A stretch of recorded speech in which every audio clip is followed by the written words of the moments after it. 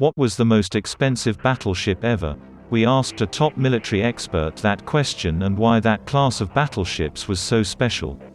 The USS Gerald R. Ford, CVN-78, is the United States Navy's largest supercarrier ever built, and for that matter, the largest military vessel constructed to date. With a cost surpassing $13.027 billion, she is also the most expensive warship as well. However, the cost is still something that needs to be put in perspective. Aircraft carriers were not always the most expensive warships to build, but after the end of the Second World War, the cost of the flat tops increased significantly. Prior to that point, it was the battleship that likely gave headaches and heartburn to the bean counters that had to come up with the funds to pay for the capital ship expenditures. This had been true since the UK's Royal Navy developed HMS Dreadnought, whose design revolutionized naval power. The ship's entry into service in 1906 represented such an advance in naval technology, that her name came to be associated with an entire generation of battleships, known as dreadnoughts. In addition, she made every battleship built before her essentially obsolete. Costing £1,785,683 to build in 1904, $33.2 million in today's money, she was the most expensive warship constructed to that point. More importantly, because Dreadnought made every Royal Navy warship obsolete, the warship created one of the greatest naval arms races in history as every nation sought to modernize their respective fleets. In addition, as warships increased in size, armor, and armament, the prices only went up from there, reaching their zenith just prior to the Second World War. The Iowa class was the most expensive.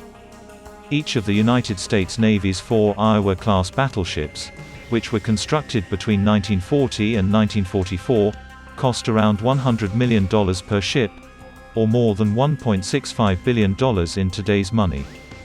That practically seems like a bargain, as the Pentagon could receive nearly 10 battleships for the cost of CVN-78. It should also be noted that all 4 of those warships were designed, built, and sent into action in less time than the carrier has spent preparing for her maiden deployment since being launched. However, it was a Herculean effort, which certainly explains why each ship had such a high price tag, higher than any other warship built to that point.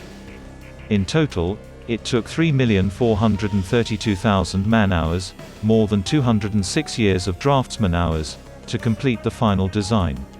The total completed plans reportedly weighed 175 tons, 30 inches in width, and are 1,100 miles long when laid out. Work on what was to become the 45,000-ton Iowa-class, fast battleship, began in early 1938 under the direction of Admiral Thomas C. Hart, head of the General Board, which followed the Battleship Design Advisory Board's recommendation. At 860 feet long, the length of almost 3 football fields, the Iowa class was 200 feet longer than the previous South Dakota class.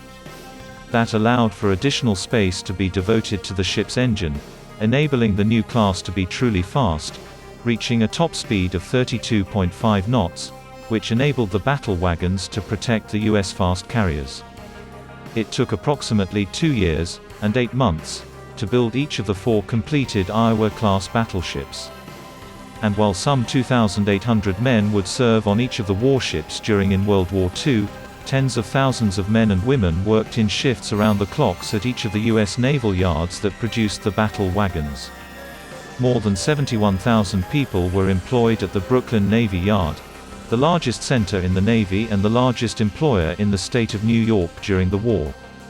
It is often said, "They don't build them like to use to," and perhaps we need to find a way to get back to building things like we once did.